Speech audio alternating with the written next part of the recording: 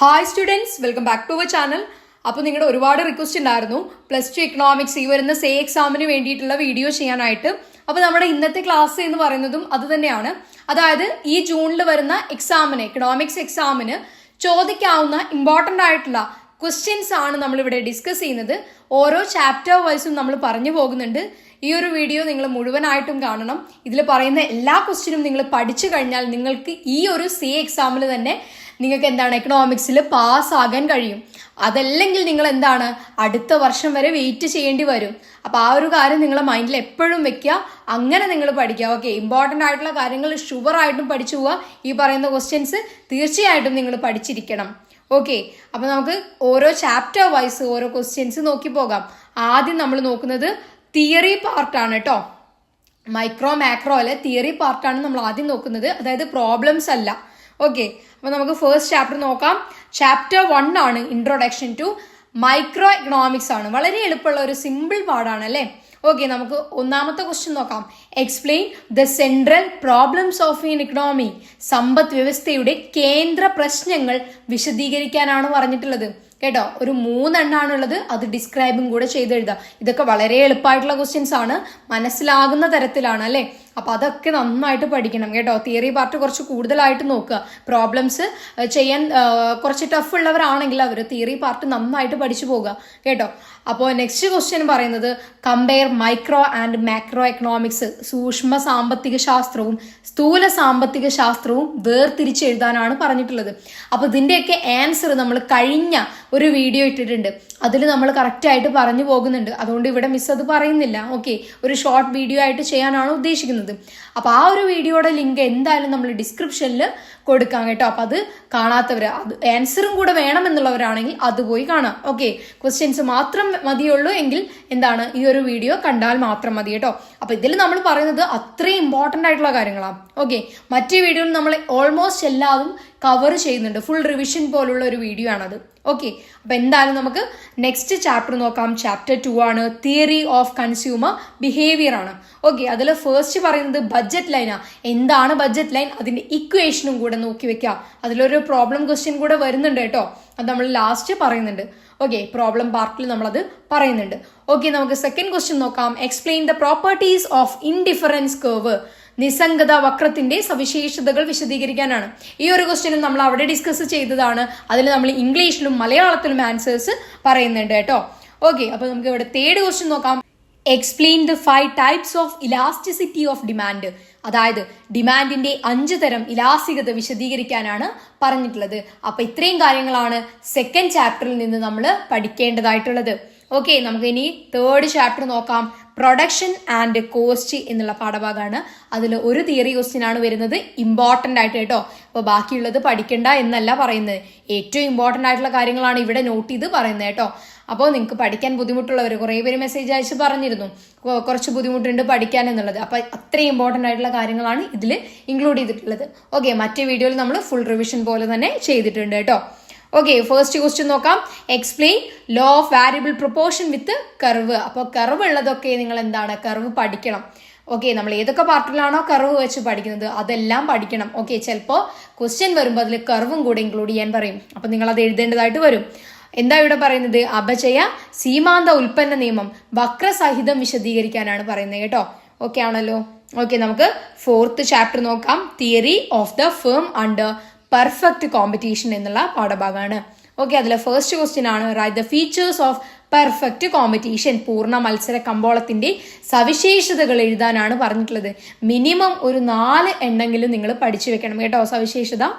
Okay, second question നോക്കാം. Briefly explain the profit maximising conditions of perfect competition and diagrammatically illustrate the short run and long run profit maximisation condition of perfect competition. അതായത് സമ്പൂർണ്ണ മത്സരത്തിന്റെ ലാഭം പരമാവധി വർദ്ധിപ്പിക്കാനുള്ള വ്യവസ്ഥകൾ സംക്ഷിപ്തമായി വിശദീകരിക്കുകയും പൂർണ്ണമായ മത്സരത്തിന്റെ ഹ്രസ്വകാല ദീർഘകാല ലാഭം വർദ്ധിപ്പിക്കുന്നതിനുള്ള വ്യവസ്ഥകൾ ഡയഗ്രമാറ്റിക്കായി വിശദീകരിക്കുകയും ചെയ്യുക എന്നതാണ് പറയുന്നത്. ഓക്കെ, അപ്പോൾ ഇവിടെ നിങ്ങൾ ഡയഗ്രാം വരയ്ക്കേണ്ടതായിട്ടുണ്ട്.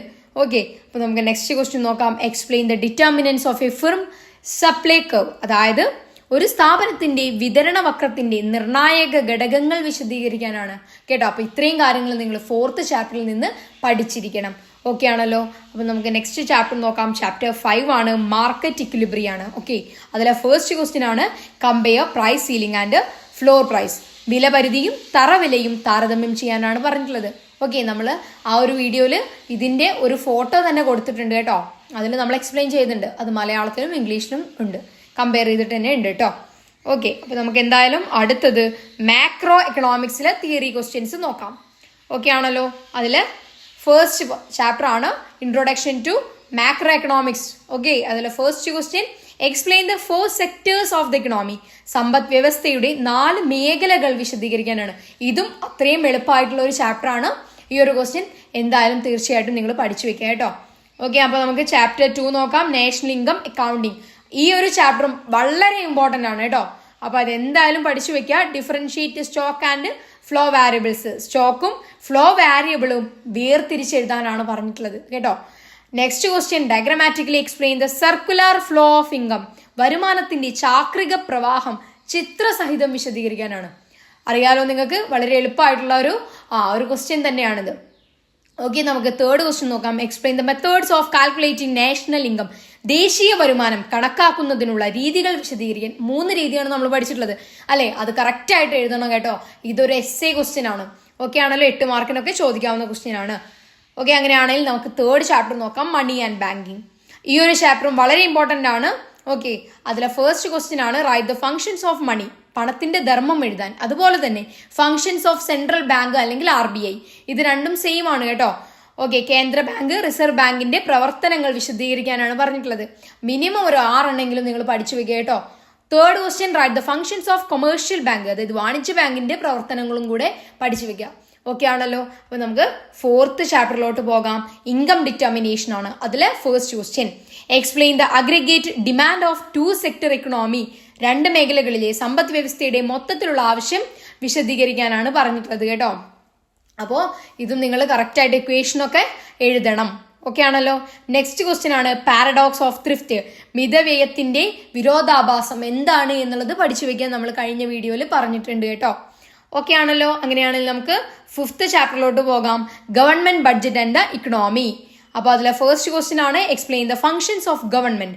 സർക്കാരിന്റെ പ്രവർത്തനങ്ങൾ വിശദീകരിക്കാൻ. ഓക്കെ, നെക്സ്റ്റ് ആണ് write the components of government budget. വളരെ ഇമ്പോർട്ടന്റ് ആയിട്ടുള്ള ക്വസ്റ്റ്യൻ ആണ്, എസ്സേ ക്വസ്റ്റ്യൻ ആണ്. സർക്കാർ ബഡ്ജറ്റിന്റെ ഘടകങ്ങൾ എഴുതുക എന്നുള്ളത്. Okay, next compare public good and private good കേട്ടോ. അതും ഇമ്പോർട്ടന്റ് ആണ്, പഠിച്ചു വെക്കുക.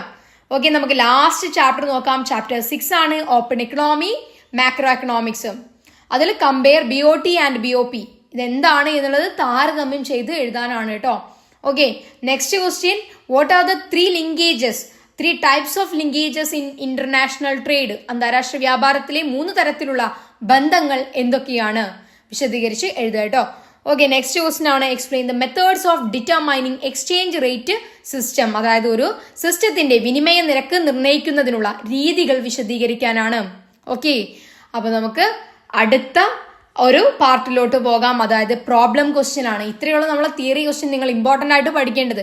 ഇത്രയും കാര്യങ്ങൾ നിങ്ങൾ പഠിച്ചു കഴിഞ്ഞാൽ നിങ്ങൾക്ക് എന്തായാലും സിമ്പിൾ ആയിട്ട് തന്നെ പാസ് ആകാനായിട്ട് കഴിയും കേട്ടോ.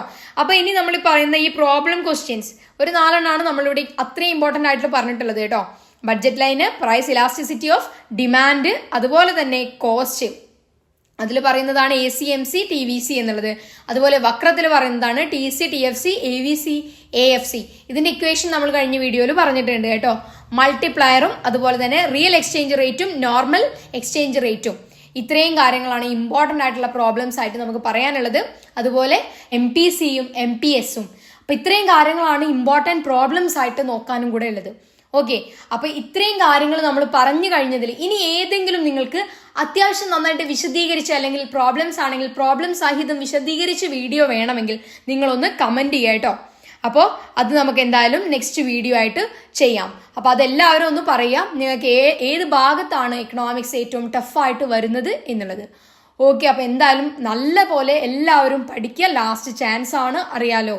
ഓക്കെ, അപ്പോൾ എന്തായാലും ഓൾ ദി ബെസ്റ്റ്. എല്ലാവർക്കും വിചാരിച്ച മാർക്ക് തന്നെ സ്കോർ ചെയ്യാനായിട്ട് പറ്റട്ടെ. ഓക്കെ, അപ്പോൾ ഇത്തിരി ഒരു ഹാർഡ് വർക്ക് നിങ്ങൾ എന്തായാലും ഇവിടെ എടുക്കുക എന്നുള്ളതാണ് എനിക്ക് പറയാനുള്ളത്. Okay, thank you. അടുത്ത വീഡിയോ ആയിട്ട് നമുക്ക് കാണാം കേട്ടോ. അപ്പോൾ സ്ക്രീനിൽ കൊടുത്ത ഈ 3 സബ്ജക്ട്സിന് ഏതെങ്കിലും വിഷയങ്ങൾക്ക് നിങ്ങൾ സി എഴുതുന്നവരാണ് എങ്കിൽ നിങ്ങൾക്ക് താഴെ കൊടുത്ത നമ്പറിലേക്ക് വാട്സ്ആപ്പ് മെസ്സേജ് ചെയ്യാം കേട്ടോ. അവിടെ മിസ് തന്നെയാണ് നിങ്ങളായിട്ട് കമ്മ്യൂണിക്കേറ്റ് ചെയ്യുന്നത്. അപ്പോൾ മിസ്സിൻ്റെ അസിസ്റ്റൻസ് അവിടെ നിങ്ങൾക്ക് ലഭിക്കുന്നതായിരിക്കും. ഈ ഒരു അസിസ്റ്റൻസ് എങ്ങനെയാണെന്ന് വെച്ചാൽ നമ്മൾ PDF മിസ് തന്നെ തയ്യാറാക്കിയ PDFs ആണ് നിങ്ങളിലേക്ക് ഷെയർ ചെയ്യുന്നത്. അതായത് ഒരു ചാപ്റ്ററിന് ഒരു PDF എന്നുള്ള സഹിതമാണ്. ഈ PDFൽ എന്താണ് ഇൻക്ലൂഡ് ആയിട്ടുള്ളത് നിങ്ങൾ അറിയണം. അതായത് ഓരോ ചാപ്റ്ററിൽ നിന്നും ചോദിക്കാൻ സാധ്യതയുള്ള ക്വസ്റ്റ്യൻസ് പ്ലസ് അതിൻ്റെ ആൻസേഴ്സും. അപ്പോൾ ഈ വിഷയങ്ങൾ എഴുതുന്ന സ്റ്റുഡൻസ് ഏറ്റവും കൂടുതൽ ഫേസ് ചെയ്യുന്ന കാര്യം, അല്ലെങ്കിൽ നിങ്ങൾക്ക് മാർക്ക് പോകാൻ സാധ്യത, അല്ലെങ്കിൽ മാർക്ക് പോയിട്ടുള്ളത് ഇവിടെയാണ്. ആൻസർ എഴുതുന്ന രീതിയിലുള്ള തെറ്റ്, അല്ലെങ്കിൽ നിങ്ങൾ പോയിന്റ്സ് ഉൾക്കൊള്ളിക്കാത്തതിലുള്ള പ്രശ്നങ്ങളാണ്. അപ്പോൾ ആ ഒരു പ്രശ്നങ്ങളെല്ലാം മാറ്റിക്കൊണ്ട് ഈ ഒരു എക്സാമിന് നമുക്ക് ഹൈ സ്കോർ തന്നെ നേടണം. അപ്പോൾ താല്പര്യമുള്ള സ്റ്റുഡൻസ് എന്തായാലും ഈ ഒരു നമ്പറിലേക്ക് കോൺടാക്ട് ചെയ്യുക കേട്ടോ. അപ്പോൾ ഈ ഒരു സേ എക്സാം എഴുതാൻ പോകുന്ന എല്ലാ സ്റ്റുഡൻസിനും നല്ല സ്കോർ തന്നെ നേടാൻ പറ്റട്ടെ എന്ന് ആശംസിച്ചുകൊണ്ട് ഈ ഒരു വീഡിയോ ഇവിടെ നിർത്തുകയാണ് കേട്ടോ.